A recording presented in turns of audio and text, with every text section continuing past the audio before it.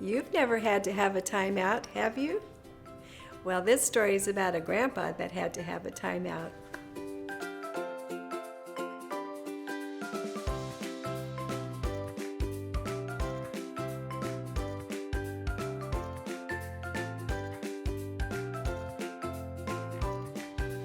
Grandma and Grandpa were coming to visit. David, Johnny, and Michael could hardly contain themselves. Their grandparents always brought bags full of fun surprises whenever they came for a visit. The boys had barely finished a late breakfast when they heard a car pull up in the driveway. They ran to the window. "It's Grandpa and Grandma!" The jumping and giggling started as soon as Grandpa and Grandma walked in the door. "All right, boys, settle down. Give them some room," Mommy ordered as she took their coats. "Where should I put this?" Grandpa said, pointing at his big brown suitcase. "What's in there?" asked David, the oldest brother. "Oh, just some little surprises, but I'll show them to you later," Grandpa said with a wink. After lunch, Mommy and Grandma decided to go and do a little shopping, leaving Grandpa to watch the boys. Mommy wrote down everything Grandpa would need to know and told the boys to make sure they listened to him. It was very important for them to be on good behavior. The boys said they would listen to Grandpa. Then they waved goodbye as Mommy and Grandma left. Mommy forgot to tell Grandpa that he also needed to be on good behavior. As soon as the ladies were out of sight, Grandpa said, "Now let's have some fun. Let's play the jump game." "What's the jump game?" said Michael, the youngest. He had never played the jump game with Grandpa before. "The jump game is when we jump as high as we can all over the house," yelled Johnny, the middle boy. The boys knew that Mommy didn't let them jump on the furniture, but since Grandpa said they could, it must be okay. So they all started jumping around the house. "See who can jump the highest," laughed Grandpa. They were jumping off of their beds, the couches, and even the table. Higher and higher they jumped. They were having so much fun they lost track of time. Suddenly, Mommy and Grandma walked in and completely surprised Grandpa and the boys. Mommy dropped her bags and yelled, "Stop! You know you're not supposed to jump on the furniture." The boys all dropped to the floor.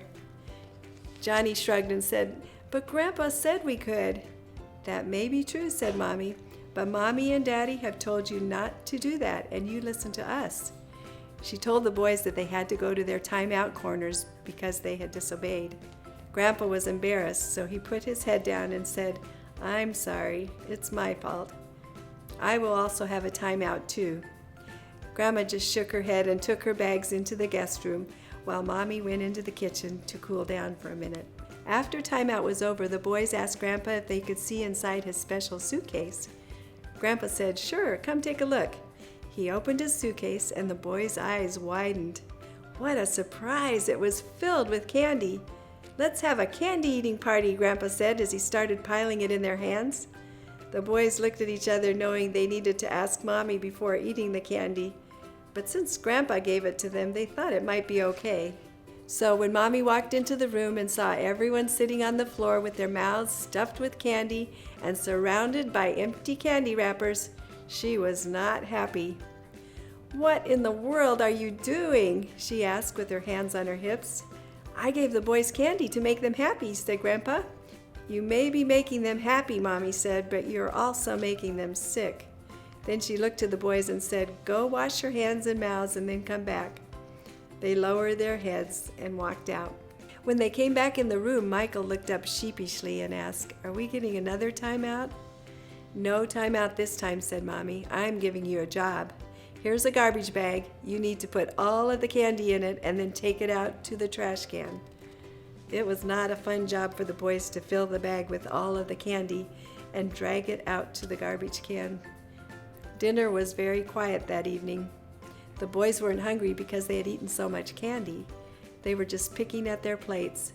Mommy had made a nice dessert, but the boys weren't allowed to have any since they had so much sugar earlier and didn't eat their dinner. Grandpa said he wouldn't have dessert either since it was his fault that the boys couldn't have any. There were no other problems the rest of the evening. Everyone seemed relieved to go to bed and bring the day to a peaceful end. But that night, Grandpa had trouble sleeping. He kept thinking about those 3 little faces that were so sad because they didn't get dessert. And after all, that good candy was just sitting in the garbage can. Surely a little candy should be okay, he thought. So he snuck out to get it. 3 small bags of candy couldn't hurt the boys tomorrow. And he might as well gather 4 bags so he could have one too. As he tried to sneak quietly back into the house, the lights came on in the kitchen. It was Mommy. Grandpa quickly hid behind some bushes. He waited and waited. The kitchen lights seemed to stay on forever. It was cold. Suddenly he noticed a ladder leaning against the house. He carefully and quietly moved the ladder over toward the guest room window. Grandpa then tucked the bags of candy carefully inside his shirt, grabbed onto the ladder, and started climbing up. He pulled himself onto the roof and reached out to open the window, but the window was locked. What would he do now? And then he saw the chimney. A clever idea popped into his head. He slowly crawled over, pulled himself up to the chimney top, and then climbed in feet first. He was still holding on to the top of the chimney, but as soon as he lowered himself all the way into it, something bad happened. He got stuck, and one of the bags of candy broke open. The pieces began to drop one by one into the living room fireplace. When the firemen arrived at the house, they climbed a giant ladder up to the roof and pointed their bright flashlights into the chimney. It was quiet for a few seconds as they all looked at Grandpa squinting up at them.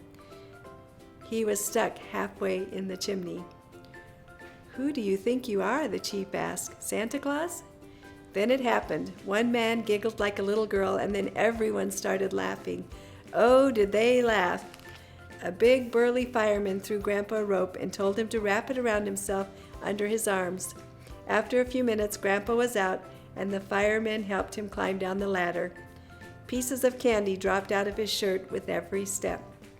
The firemen had Grandpa sit in their truck while they wrote up a report. He was sad and very embarrassed.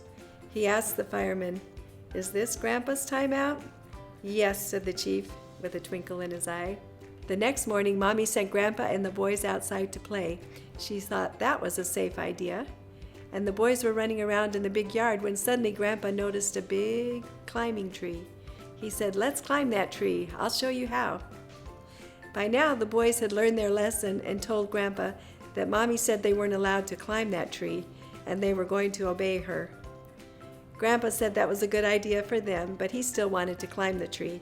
So he made his way up, branch by branch. It was a long climb and made the boys nervous because some of the branches cracked a little when Grandpa put his full weight on them. He was a little chubby.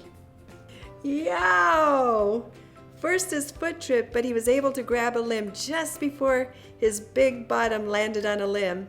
But both limbs broke with a loud crack.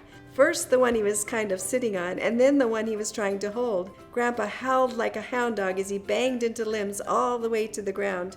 Everything seemed to hurt all at once. His foot, his arm, his head, and his bottom.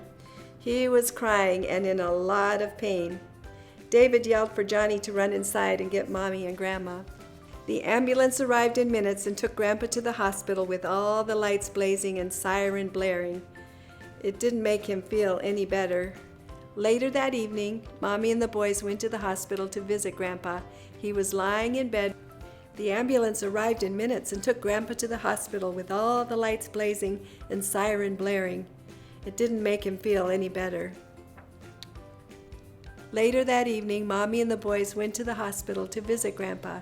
He was lying in bed with a leg in a cast, an arm in a cast, a white bandage around his head, and a giant soft pillow under his bottom. Grandma was nearby reading in a chair. His eyes were closed. The boys looked at him in shocked silence. Finally, Michael walked slowly up to the bed and nervously whispered, "Is this your worst timeout ever?" Grandpa opened his eyes, weakly smiled, and said, "Yes, and I hope it's the last one. Let's all listen to Mommy from now on." David and Johnny ran up to the bed, and all the boys held on to the arm without a cast. If Grandpa was going to have a timeout, then they would all have a timeout until he got better.